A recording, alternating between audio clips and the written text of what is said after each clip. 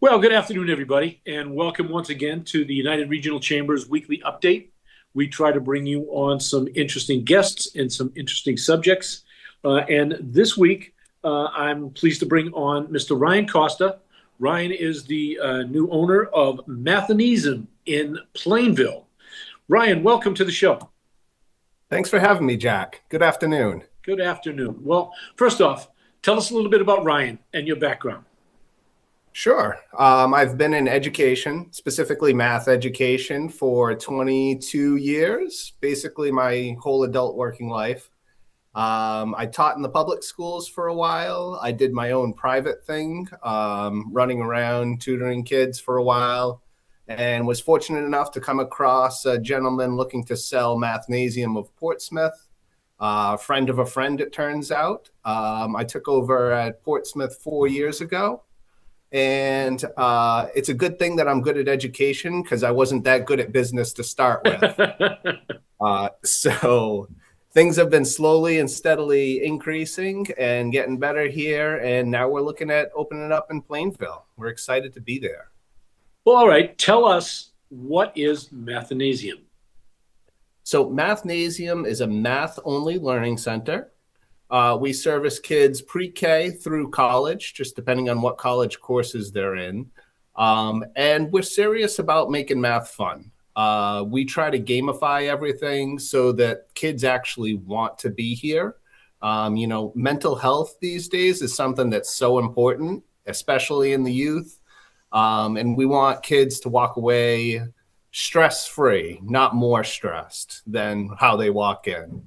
And we want to take away also the stress of, the parents sitting at the kitchen table frustrated because they've been doing this all week, a couple hours a night. And so, we want to make life a little easier for everybody.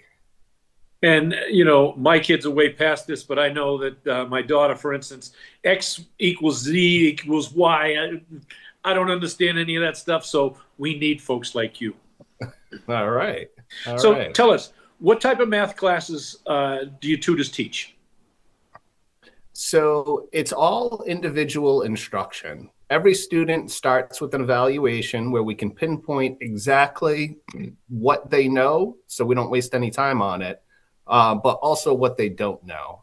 And even kids who are in advanced math have some building blocks that they missed a year ago, 2 years ago, 3 years ago, that if we fill that in, everything else above it starts to make sense, and then it sticks. So everything is customized to build everything from the foundation up. When we actually deliver that customized curriculum, it's 2 to 3 students per one instructor, each doing their individual thing. So we don't find that people usually need one-on-one. That's usually a little too much. But also when you get beyond 2 or 3 kids, you don't get the same relationship with the instructor, Right. Serving a class of 10, say. Right. Now, are all your classes in your classroom, or is any of it done online? We can do both. And a lot of parents are happy with that because you bring them into the location and kids are happy to be here, but also they have homework on a Tuesday and you don't find out till 5 p.m. Yeah. And they can give us a call and we can help them online. So Yeah, and yeah. by the way, Mom, I need 12 cupcakes for tomorrow's somebody's birthday. You usually get that at 5 or 6 o'clock at night, too. Yeah, same story, totally. All right, now, you mentioned that you do an assessment. Tell us a little bit about that. Yeah. Okay. The most important part about the assessment is that you don't tell the kid that it's an assessment. We're just going to sit down and we're going to talk about math for a little bit.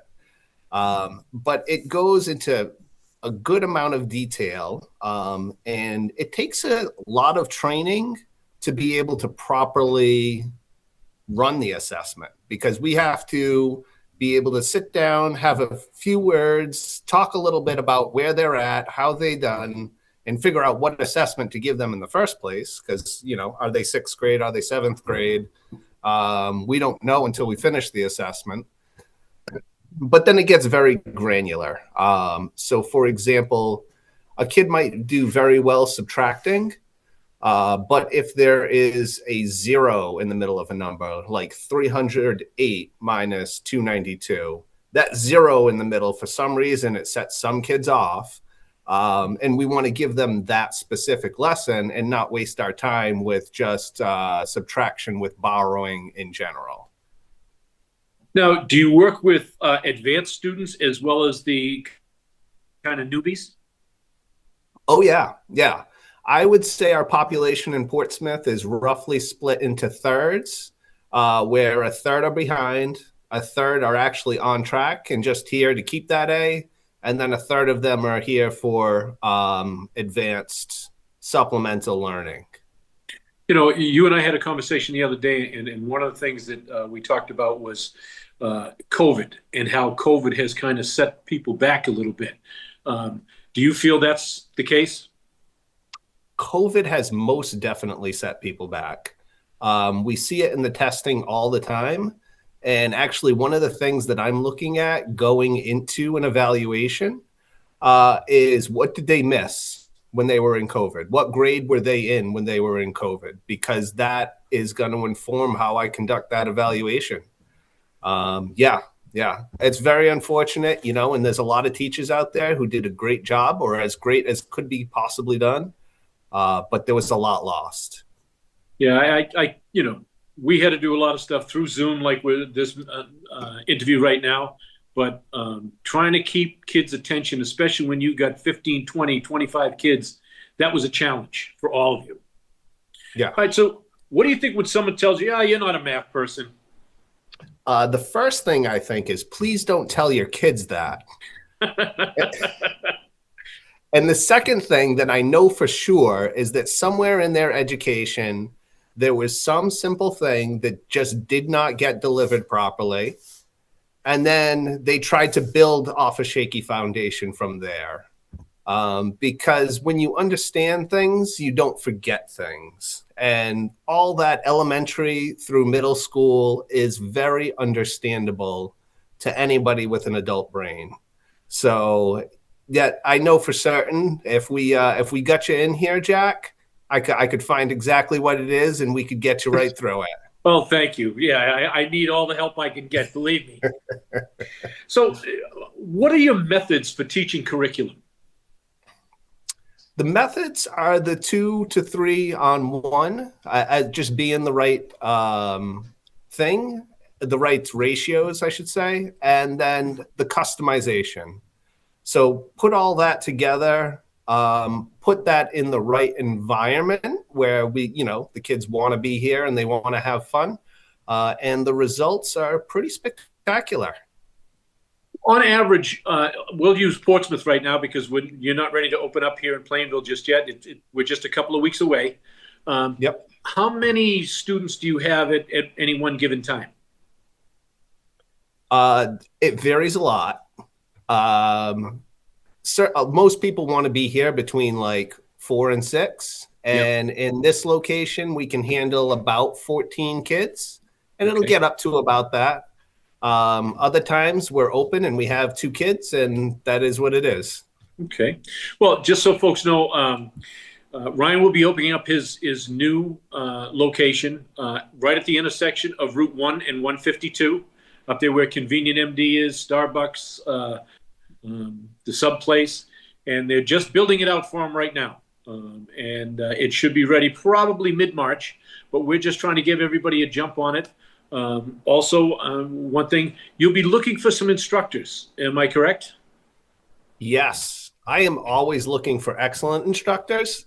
Okay. So that'll be an ongoing thing. But if anyone in your audience is or knows of someone who kids love, that is somebody I would like to connect with. And I will point out that the attitude, the charisma is probably more important than the actual math itself. So we do hire high school students to work with the young kids. And, I mean, anybody can teach. 2 + 1 is 3. So 2 + 2 is, okay, there you go. Yep. So we really want that personality in there. Now, as you're doing your classes, do your instructors give the kids homework? We do not do homework. We want to take stress off of people's plates. For other organizations, that's part of their philosophy is to send them home with stuff. But not here, not here. And part of the trouble there, we don't want kids struggling without the resource of that instructor to help them. So we want them, the worst thing that can happen is they do a mistake and then repeat a mistake. That's never going to happen if they're in front of an instructor 2-on-1. But you give them homework to take home, very possible they just misunderstand something and do the entire page wrong. And that's just like the worst thing that can happen for a kid's confidence. But also they have to go back and unlearn what they just learned because it's wrong. So what is the average length of your class? 1 hour. What? Yep. High school is an hour and a half. Oh, okay. Okay. Yep. And you mentioned earlier that you probably divide everything up into thirds. Is that what you'd be looking to do here in Plainville as well? The younger ones, the people that are right on track, and then there's those few that are just, they excel at math. I don't get a say in who walks in my door. Okay. If I did, I don't think I would care. Anybody that wants to be there is the right customer. What made you decide to do this? What made me decide? 4 years ago. Yeah. 4 years ago. Okay. It's kind of serendipitous. I decided I needed to take a little more serious career path than just doing tutoring. I mean, I was paying all my bills and everything, and life was good. But I decided I wanted to buy a business. And I ran around to networking meetings like your own, all around this area in the Portsmouth, the New Bedford area, telling everybody, hey, just introduce me to every elderly person you know who owns a business, please. And I looked at Minuteman presses. I looked at party rental stores. I looked at laundromats. And it just so happens a friend of a friend has a Mathnasium, post-COVID, burnt out, ready to be done with it. And it really just worked out because, like I said earlier, if my success depended just on my business skills at the beginning of this, it would not have gone well. So, and you're a former math teacher, so it just kind of fell right in line with you. It was perfect. It was the perfect fit. It really was. It really was. And they do this franchise has incredible resources that I was almost thinking about trying to develop so I could expand on my personal tutoring business. Maybe I can figure out how to do 2 kids at once, 3 kids at once. I know what questions to ask in what order. But they have the whole thing systematized right through. So all the resources that they give me are just A+ on that. Awesome. Well, as we're coming to an end, have you got any final thoughts for our audience today? Final thoughts. Get tested. Come in for the evaluation. Because most people don't actually know what's going on in the classroom. You may have heard the term grade inflation. They did a study at a recent college. They found that their average incoming freshman was testing at about a 6th grade level, which, yeah. The average grade, the most common grade given out in a math class is an A. So there's a whole lot of teachers out there, and I don't blame them. Teachers are mostly an amazing lot who do great things for our kids. But if there's a problem in the classroom and they bring it up, it's their problem now. And they've just added to a workload that is already too high. So they're not incentivized to point out problems. They don't have the resources to address those problems if they pointed them out. So if you're not sure, or even if you're not sure, you can come by. We do an evaluation completely free. and we can show you exactly what's missing in the foundation of your students' math knowledge. Well, we look forward to helping you with your grand opening and your ribbon cutting when all the construction is done. Yep. And we'll have you again on the show after we get things going. But Ryan Costa, thank you for taking the time to come on the show this afternoon. Big shout out to Jim Jones and the team over there at AACS who put up with me every week. We really appreciate your patience.